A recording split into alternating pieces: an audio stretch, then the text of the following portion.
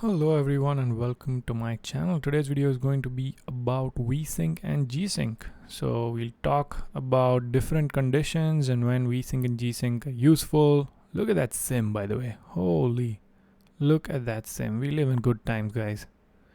We live in really good times. But look at that. We need to take a moment and just admire where we have come in terms of flight simming. Anyway, so today's video is going to be about Vsync and Gsync, at least from flight sim standpoint, and I'll also let you know my recommendation on what to set your Vsync and Gsync settings to. So we'll switch to our beloved iPad real quick and let's talk about it. Just real quick here, guys, if you like the content, please don't forget to like the video. It helps the channel a lot. It helps me to keep these videos coming. Also subscribe to the channel if you don't want to miss out on any future videos. I really appreciate you guys spending the time here. And that's it. Thank you again and let's move on. Alright, so I thought the way to really go over this topic is to divide it like this, where I tell you what happens when frame rates are more than the maximum refresh rate of your monitor, and the second condition is when frame rates are less than the maximum refresh rate of your monitor. We'll first go through the off conditions because they are very easy and kind of redundant, and then we'll go through the on conditions and what happens during the on conditions. So now what happens when the FPS is more than the max refresh rate and Vsync is off?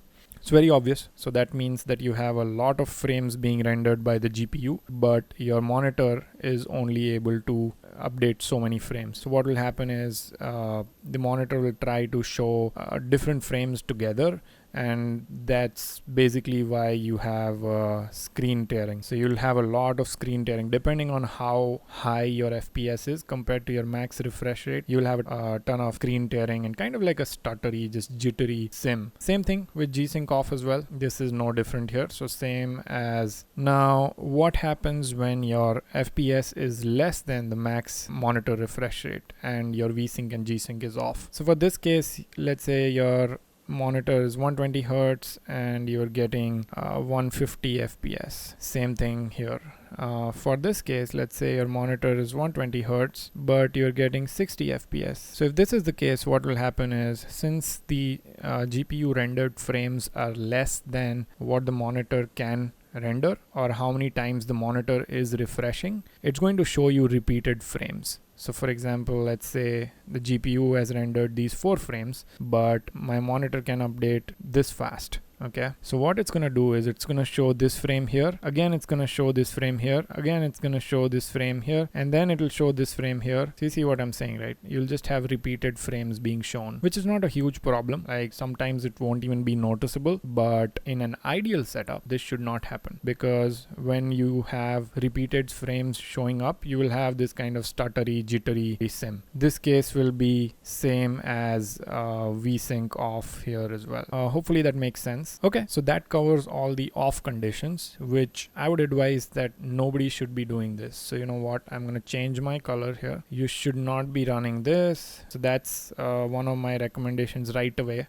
as we go through the off conditions. Coming to the on condition, what happens when the frame rates are more than the maximum refresh rate and Vsync is on? So what Vsync is going to do is, let's say you have 1, 2, 3, 4, 5, 6 frames while your monitor is refreshing at 3 times in the 6 frames. So your FPS, the GPU is able to get more FPS than what your monitor is updating at. Vsync will cap your FPS to the max refresh rate of your monitor. So even though your GPU can render 6 frames, it's going to cap the FPS to 3 frames because your monitor can refresh only 3 frames. Now there's something called double buffering and triple buffering. I won't go into a ton of detail, but what happens here is, let me just illustrate it to you. This frame will be shown here for this refresh.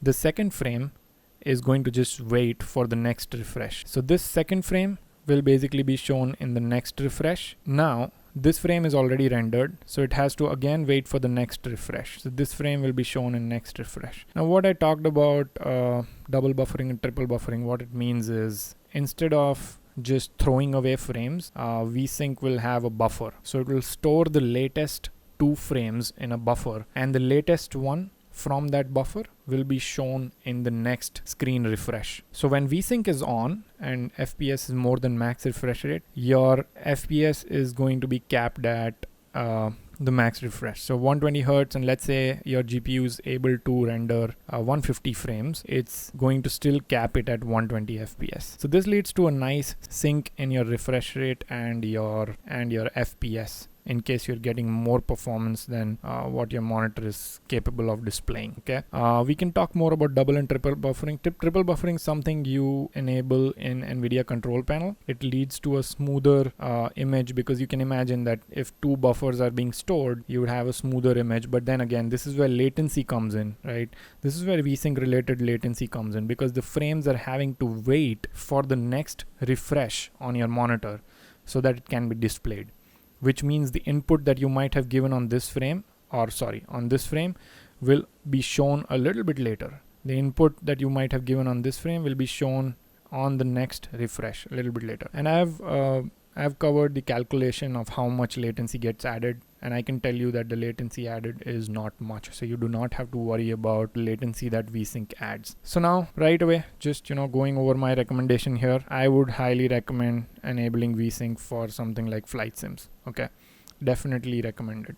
Okay, so the next case is when FPS is lower than the max refresh rate and you still have Vsync on. So what will happen here is, let's say you're doing 4 FPS, right? Just for an example, but your refresh rate, like the monitor can refresh 8 frames in the same amount of time. So what will happen is this frame will be shown here.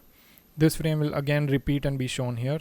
This frame will be shown here. This frame will again repeat and be shown here. Same way, so on and so forth.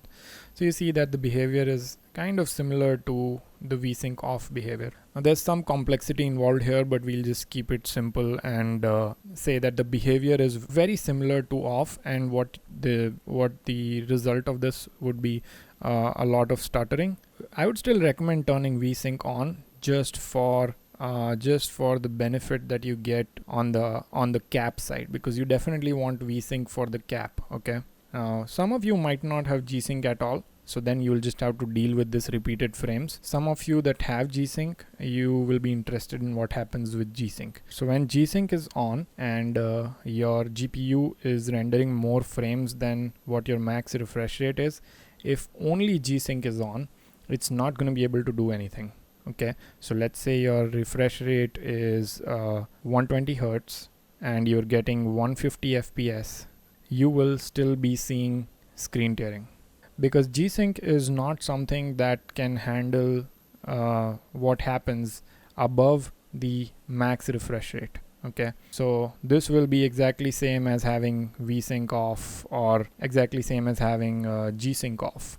Gsync is something which changes your monitor's refresh rate according to how many frames your GPU is able to render. Okay, but it cannot do anything if your frame rates are more than the max refresh rate of your monitor. Next one is FPS will be less than the max refresh rate. So let's say your max refresh rate is 120 Hertz, but you're doing 90, let's say you're doing like 110 FPS. Okay, what will happen in this case is Gsync will reduce your monitor's refresh rate to 110 Hertz in order to match it with your GPU's performance. So let's say you're producing 4 frames, and let's say the default max refresh rate is something like this. What Gsync will do is it will reduce the refresh rate to match with the amount of frames that you're able to do. So this again is a big green for me. So Vsync on and Gsync on. That's the setup that I'm currently running. Okay, now let me erase all of this and explain like in terms of flight sim why we need both of these on. Okay, so the way our setup is we are equating the total FPS to the max refresh rate. Okay, whatever that is, it can be anything for you. Sometimes, our base FPS cap that we do in the sim, like let's say you cap your sim to 30 FPS or 40 FPS, that cap is not always accurate. So there is a possibility that sometimes your total FPS goes a little bit above your max refresh rate. So you want to avoid that from happening, and what this will avoid is screen tearing and that jitteriness that you get. So this is what we need Vsync for. This is to cap the upside. Now what we need Gsync for is just like our FPS is going to go above total FPS sometimes because your base FPS cap is just not that reliable or accurate. The same way, you will also see that sometimes your total FPS will drop below the max refresh rate that you're running. And for this behavior, like we saw in the table, right, if the FPS drops below the max refresh rate, even though you have Vsync on, you will still see repeated frames and stuttering. So this part is what we need Gsync on for. Okay, so Gsync on is to help with lower than max RR FPS conditions. And sorry for the terrible handwriting, but hopefully I'm speaking so you'll know what I'm writing. And that is why, and that is exactly why I have both Vsync and Gsync on. Initially I was recommending only turning Vsync on, but slowly I started understanding the tech a little more and also experiencing my setup in the sim even more, and now I think we should have both of these on, because some people did report with my setup that even though we had Vsync on, we were still seeing stuttering happen sometimes or screen tearing happen sometimes. So again, like, all of these things will happen if your FPS is not exactly the same as your refresh rate, and those kind of conditions happen, just organically happen. So turning both of these on is what protects you from these kind of conditions. So hopefully that video helped you guys a little bit in understanding the Gsync and Vsync tech. Obviously this is not an in-depth guide on Vsync and Gsync. This is all you need to understand overall as a flight simmer without getting into too much detail. What is it right now? It's like 1 a.m. or something, and here I am recording this video.